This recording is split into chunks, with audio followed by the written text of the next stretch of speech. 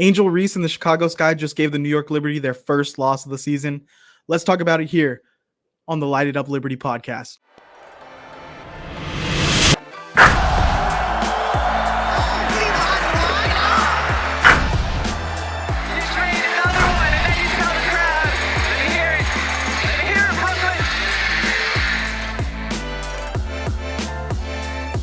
So the Chicago Sky came to play this game against the New York Liberty. They were physical, they were aggressive, and I think this was the toughest challenge that the Liberty have faced all season. Of course, it ended in a loss. It was a battle, a close game until the fourth quarter, slipped away from the Liberty a little bit. So let's get into a little bit of what happened in the game exactly. I think one of the big factors for this loss for the Liberty, Jonquel Jones with 2 early fouls, and she just had to sit, and Sabali had to take in a lot of minutes.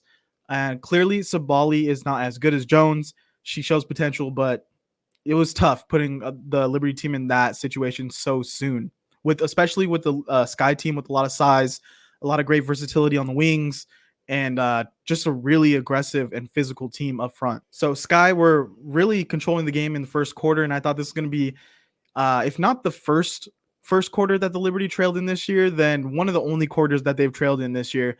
And Liberty just so happened to tie it up right as the first quarter is coming to an end. However, that momentum did not carry over into the second quarter, as the Chicago Sky, they looked determined this game. They had the want to, and that's not saying the Liberty didn't, but Chicago Sky were just operating on another level of effort. Every entry pass for the Liberty was difficult. Every pass for the Liberty was difficult. Every shot for the Liberty was difficult. And that was all on the effort side of the Chicago Sky. And early in the second, right when the second starts, is when the Sky really started to build their lead. And from then on, they just kind of held on to it. It was a little bit back and forth.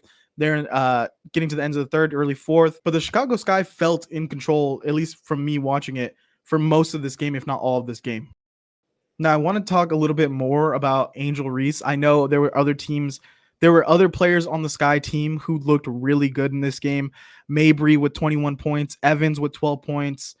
But I was someone who was really skeptical of Angel Reese's game coming out of college. I thought she needed another year in college. She needs to develop her shot offensively. She's a great rebounder, but does she have more to her game? And what I saw from Angel Reese in this game is effort and aggressiveness is going to trump skill every time. And you can't force someone to be motivated. You can't force someone to give all out effort all the time. But when you get someone who has that kind of motor like Angel Reese, I would take her and her effort and her aggressiveness and say, you know what, we'll develop the skills later. And I think that's what we're seeing with her. When she develops post moves and is able to score in the paint more frequently, it's over for this league. She's going to be dominant in the WNBA because she had 13 points. 7 of those points were from the free throw line. She was 3 for 10 from the field, but you felt her at every moment of the game that she was in there. She was really causing havoc on trying to get offensive boards. She was really causing havoc trying to get defensive boards. Like, she was all over the place. I was really turned around on my opinion of Angel Reese in the pros. I think she's going to be an amazing pro. She rebounds great. Once she can develop more as a scorer, she's going to be great. And Jonquel Jones has, up until this game, I thought been the best player for the Liberty. She's been dominating the paint, getting any positioning she wants. But this game, I feel like Angel Reese really took it upon herself and challenged her in the paint to not let her get good position deep in the paint.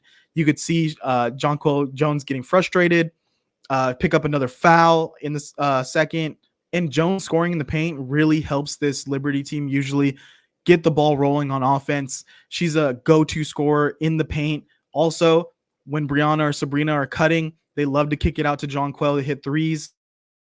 And Jones, with only 8 points in this game, was really held in check by the most part from this Sky team. And that's kind of, I think, why this Liberty team struggled a bit offensively today. So moving ahead to the fourth quarter, Lainey Hamilton makes a 3, cuts it to a 1-point game early in the fourth, followed by Jonquel Jones with a great cut to the basket. The Liberty goes up 1. From there, I'm thinking, okay, now Liberty locked in. They're flowing. Let's go. Let's get this win. Let's get out of here. But then, of course, Angel Reese draws a foul while trying to get an offensive rebound, fighting for boards. That leads to a 3-pointer. Chicago takes the lead. That leads to a steal. That leads to another 2 points. And from then, the game just broke wide open for the Sky. They just started to run away with it. Everything was working. Brianna Stewart started to make a couple baskets to try to claw them back in it, but it was just over at that point. The Sky were just rolling and hitting on all cylinders.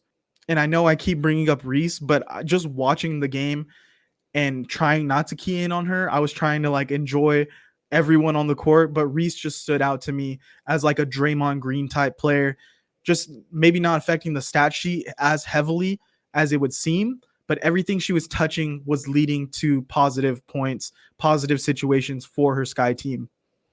Brianna Stewart finishes with 18, Sabrina Ionescu with 19, Jonquel Jones only with 8.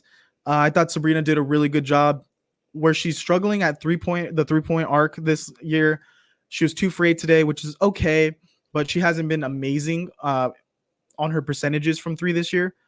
I think when she's struggling to find her shot, her cutting to the basket has been really great. I think she's an effective scorer getting to the paint and getting to the bucket. And it's great to see someone who's an amazing 3-point shooter have the self-awareness to say, listen, I'm not hitting the shots. I need to find other ways to contribute offensively for this team. And she continues to do that. She still has 19 points, even though she's not draining 4 threes. So I think she's going to be fine. I think she's actually looking really good. She's shooting about 26% on the season, which isn't amazing, but she'll pull out of the slump. And while she's still in the slump, I think she's still going to consistently score above 15 points, maybe 20 points in some games, because she is constantly moving, constantly attacking the basket, and also creating for other teammates. So the Sky finished with 38 rebounds as a team. The Liberty finished with 35. The Sky finished with 9 turnovers as a team. The Liberty finished with 14. And that was a story for me today. I thought it was a hard-fought battle. I thought the Sky came in here with a chip on their shoulder, and they wanted it a little more than the Liberty. But also the Liberty fought hard. And I'm interested to see what this next matchup looks like. I'm hoping the Liberty come back with a game plan to outsmart this Chicago Sky team rather than continue to try to out-physical them. And I think if you ask the Chicago team, was this exactly the way you want this game to go? They'd say yes, 100%. This is exactly the type of game that they wanted to play against the Liberty, and it worked in their benefit. So I want to see the Liberty come back and play their type of game and not so much try to match the Sky's style of play. But the Liberty will look to bounce back Saturday against the Lynx. We'll be right here covering it, breaking down the game on the Light It Up Liberty podcast. Make sure you like, comment, subscribe so we get this to other WNBA fans. And we'll see you next time. Peace.